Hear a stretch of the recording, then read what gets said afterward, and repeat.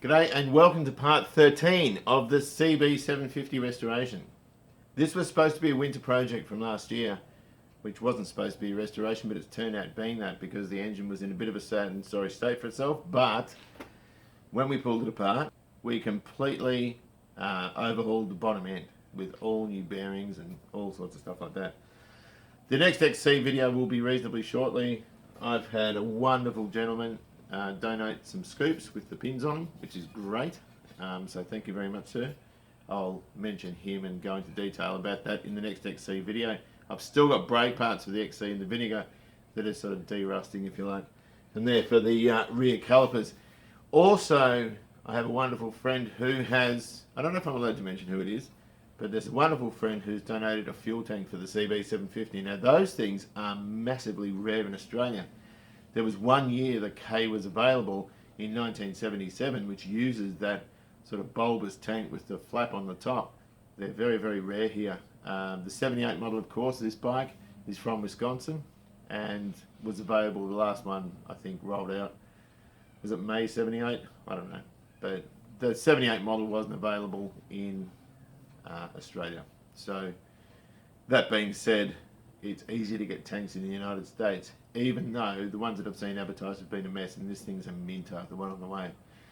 So I called up the postage from Canada was something like $500, and so it was then posted to a place in California that then brings Mustangs and stuff like that into Australia, and that's just down the road from here, and so it's a lot cheaper going that way. So I called them yesterday, and that tank is currently on the water. So he said it's going to be here in about a fortnight, and that's very exciting. So I can go still full steam ahead with that bike. I haven't touched the frame. The last time you saw it was probably in my bed in one of the last videos. But the only thing I need to do with it before the engine goes in is put the headstock bearings in, and I haven't got those yet. So I left the frame absolutely naked so that once this thing's tested, we know it's good, we can make up a little thing and put it in the bike, and then we can build the bike from there. So this video is more about reacquainting ourselves with the engine for the bike, going through bags and fasteners, bits and pieces, just so that we know where we're at. So we set ourselves up in this, we hone the cylinders, we put together the clutch, we get a couple of tools, we get everything ready to start putting it back together. And that most of that reassembly stuff is going to be in the next one. So this is just really reacquainting and sort of getting back into the groove of doing the 750. So with that in mind, I hope you enjoy. So I think what we'll do is we'll get that engine over. I'll just stick some cardboard under there to protect it, and there's the engine right there. It's been covered up, and so I think it's time now to finish that off, and we need to build a little jig and bench test it, make sure it's all good, and then we can put it in the frame. Once it's in the frame, I'll put the headstock bearings in. Once that's in the frame, we can start building a bike.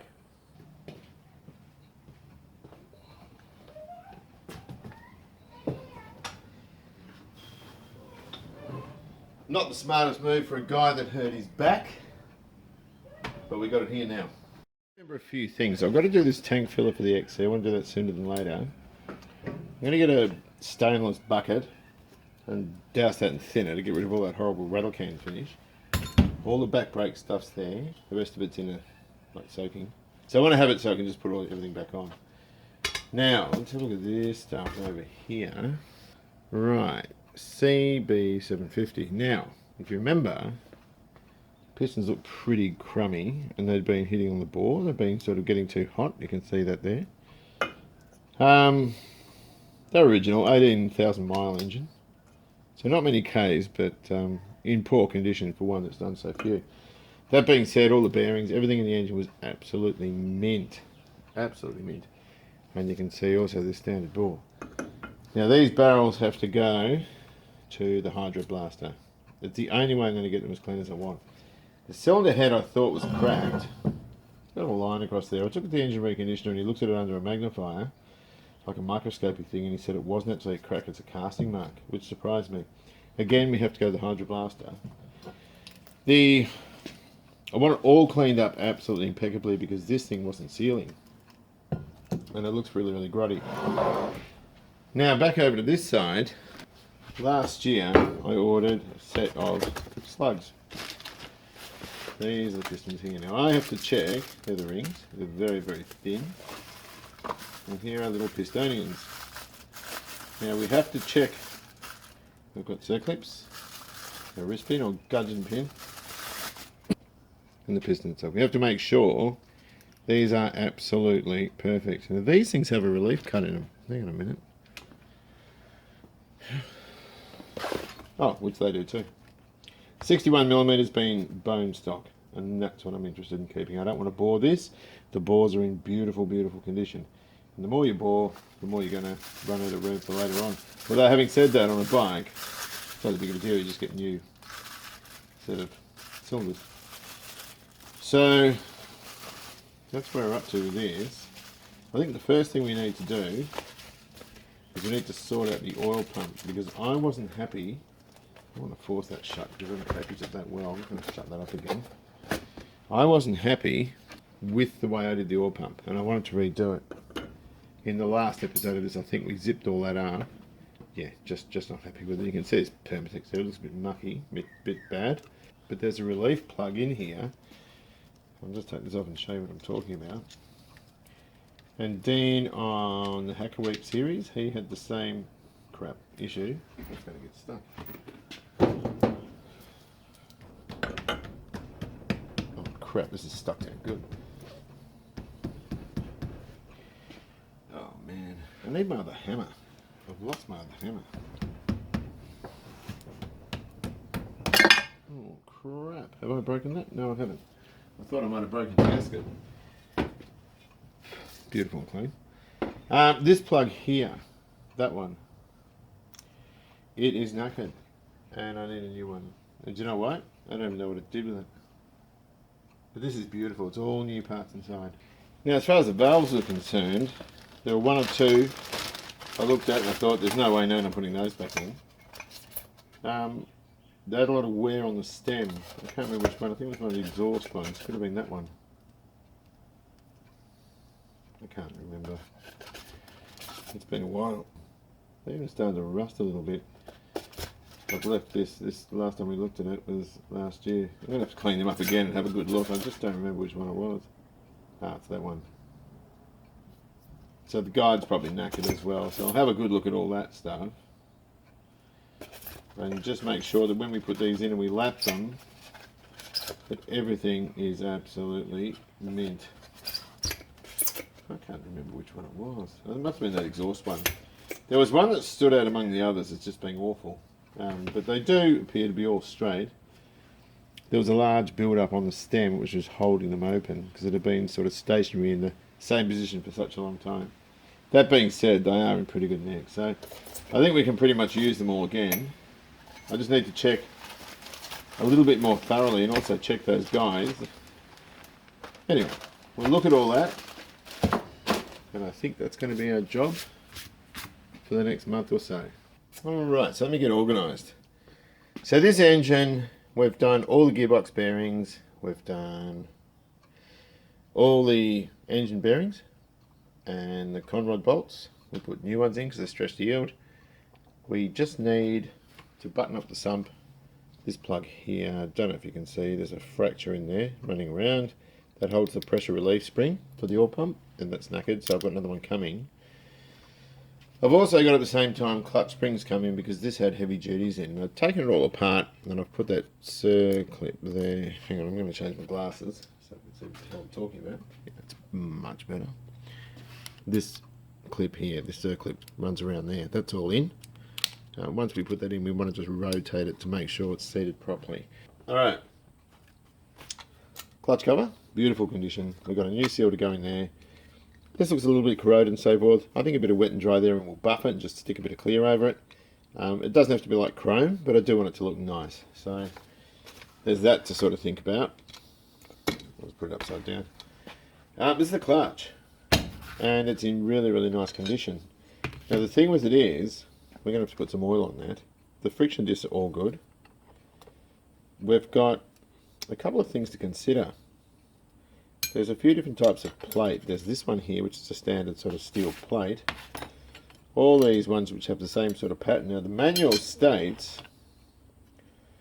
there's one of them which has different type of pattern in the friction material to what these do. You can see the difference there. And there's also a large disc that goes in the center. Now we have to get these in the right order. If they're not in the right order, it's not going to be as good as we want it to be. So I've ordered a what do I call it? I've ordered a clutch tool to tighten up the nut. There is, here we go. And you can see there's tiny bits of surface rust formed on that because I've had it apart for a year. These are longer and they're stiffer than standard. I don't want a heavy duty clutch. And we're also going to be careful how we reattach all this stuff. That's a lock. There's the thing there. Oh, excuse me a sec. Now according to this, I'm sort of looking at it on my phone. Whoops. We got this one here, goes on the outside, followed by a bunch of these. And I've counted them back. This large one in the center, 3 more friction discs, and then we're into this hub here. So that's the order they go in. So as we put them back in the bike, that's how we need to do it. Right, so I've got this clip in there I was telling you about. There's a splined washer.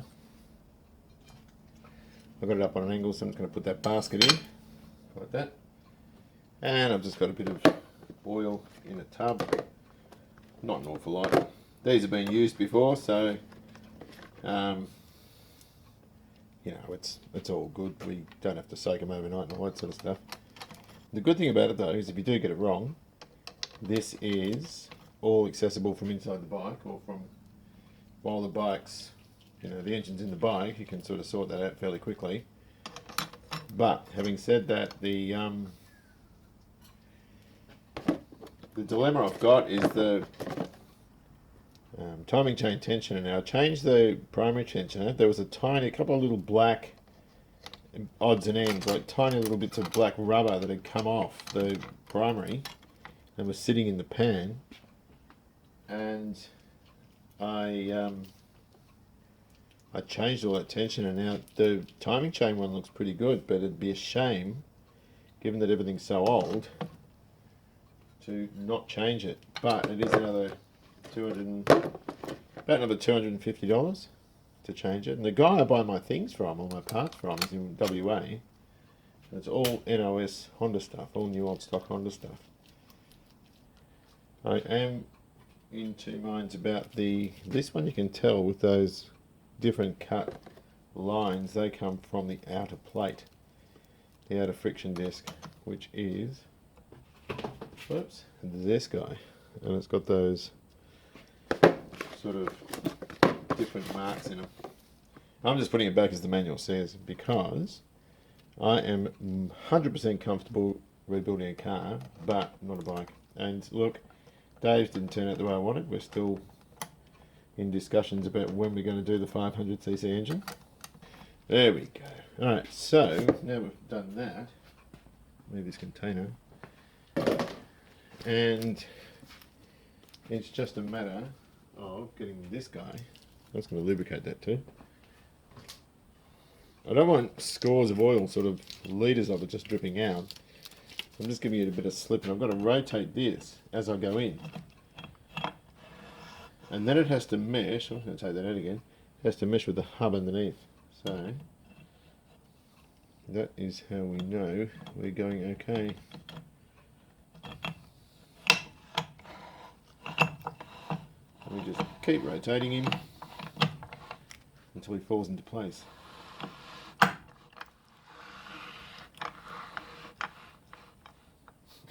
I don't know if I'm there yet. Alright, I think that's right. Anyway, we are good so far. There's a washer which is sort of cupped, if you know what I mean, which goes with the centre higher bit facing out. There's this little lock washer which has a cutout in it and some rust, so I'm just going to get rid of that.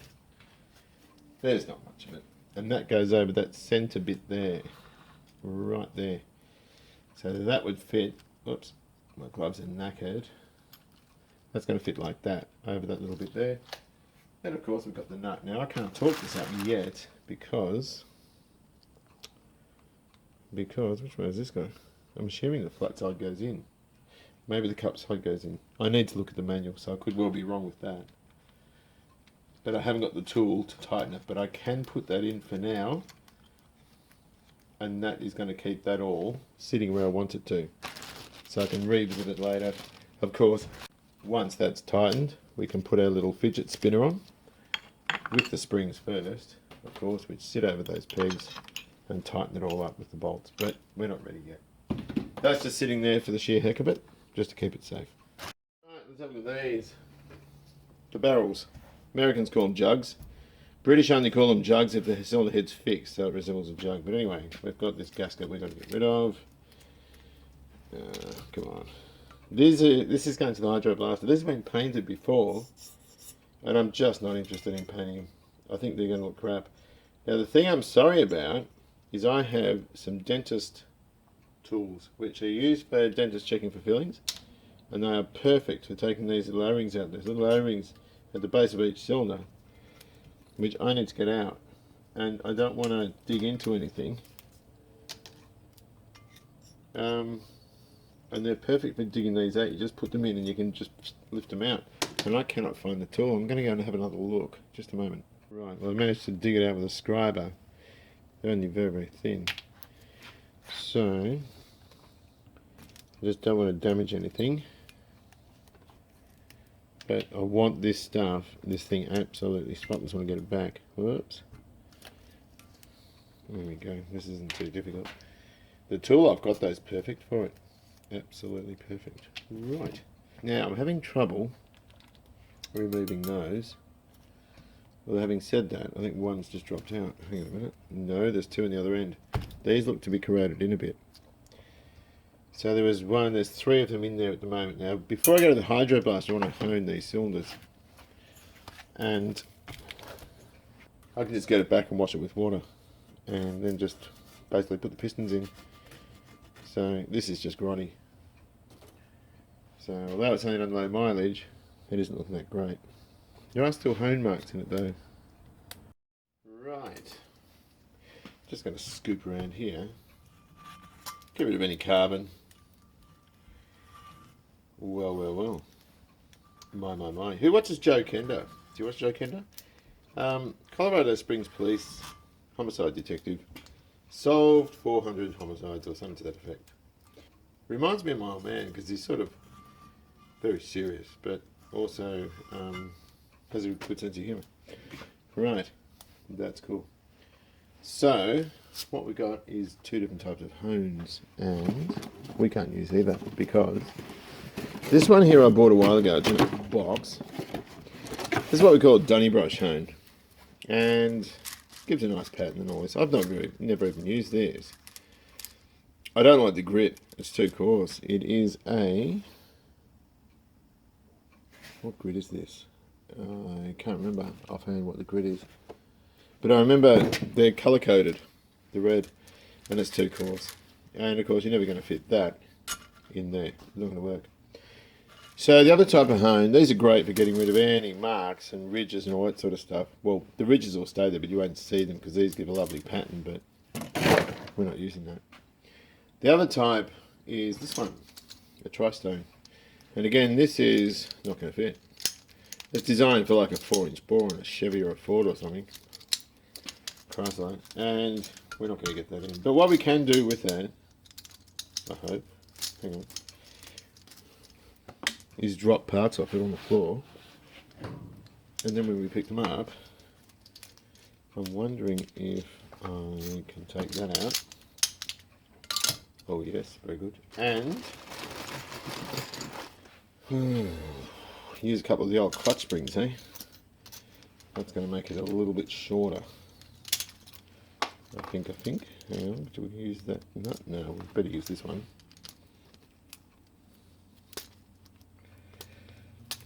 Crap. Hang on. Come back, you son of a gun. Okay. Oh, that's really, really dandy because then I can just tighten that up to get the right amount of drag. Spiffy. Alright, so put that on. tighten them together, and that is rather good. So we'll take this over to the bench and start honing. Righty, I'm just going to squirt when this primes. Bit of oil in there. Get our little hone.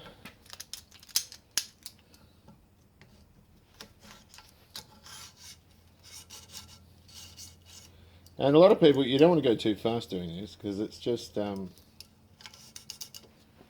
and out slowly. You're going to get all the sex jugs, you know, nicely lubed up and in and out slowly and all this stuff. This is off center, it's off kilter. Hang on, is that better?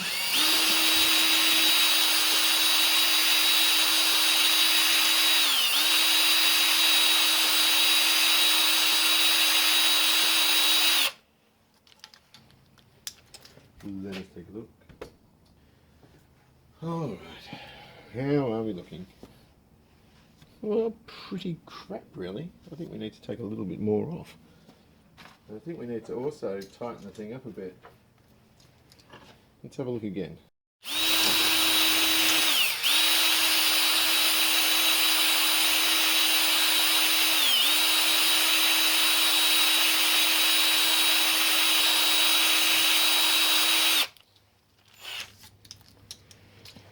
Let us take a look. What have we got now? That's my little rag. Well, there's still a few things on it. Marks. Let's have a bit of a sticky, eh?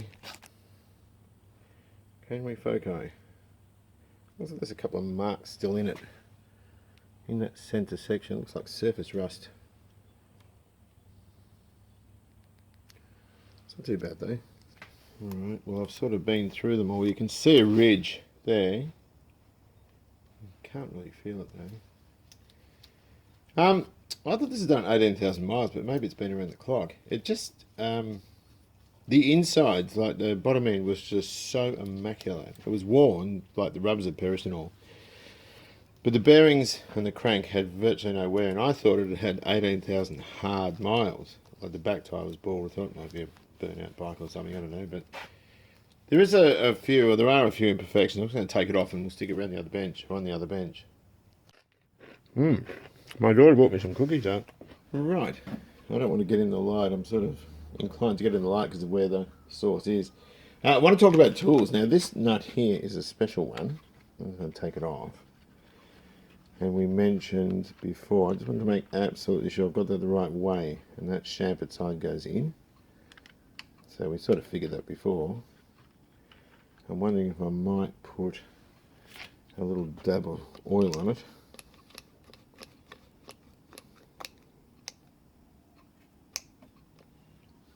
Just run it around there.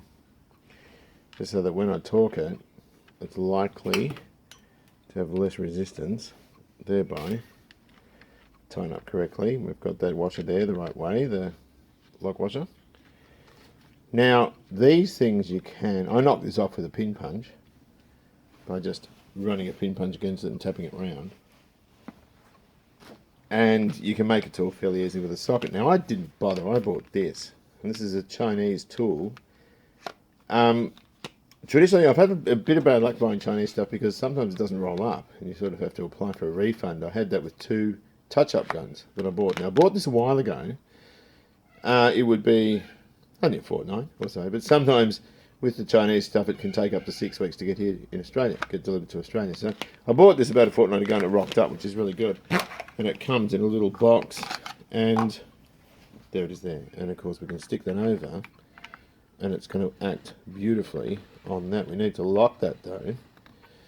This was $8, $8.12 including postage. So you wouldn't even bother buying anything or buying any other tool, or at least trying to make one. So we can just put a 1/2 inch socket down the guts of it and we're good to go with a what do you call it? Torque wrench. So I've got the crank locked, but of course we don't want to lock the crank, we want to lock the gearbox. So that in itself has, I've got to think about how I'm going to do that.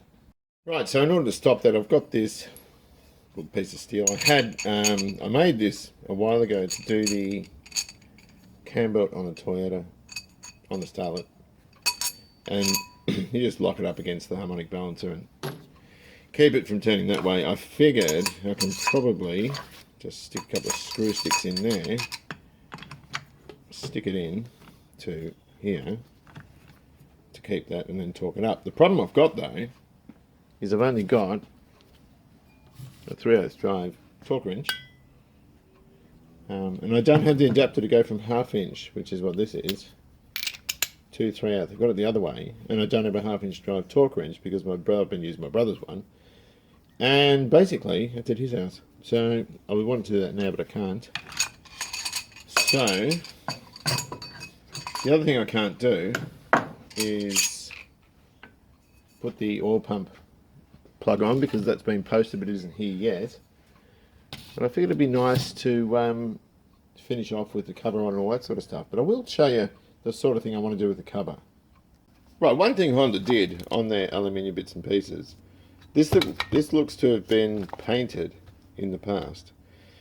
But the engine did have silver paint, but it also looked like it had a bit of clear on it. No, that is painted. I'm wrong.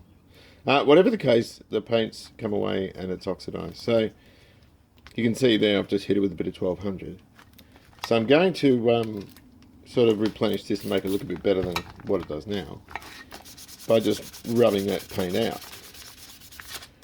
And you'll see all this grey stuff coming off. That's just a fine bit of aluminium, and underneath it is beautiful. So I think perhaps the best thing to do with that, I don't know if I'll polish it or leave it sort of with a sort of brushed look, if you know what I mean. I don't know. I'll just see how it comes out.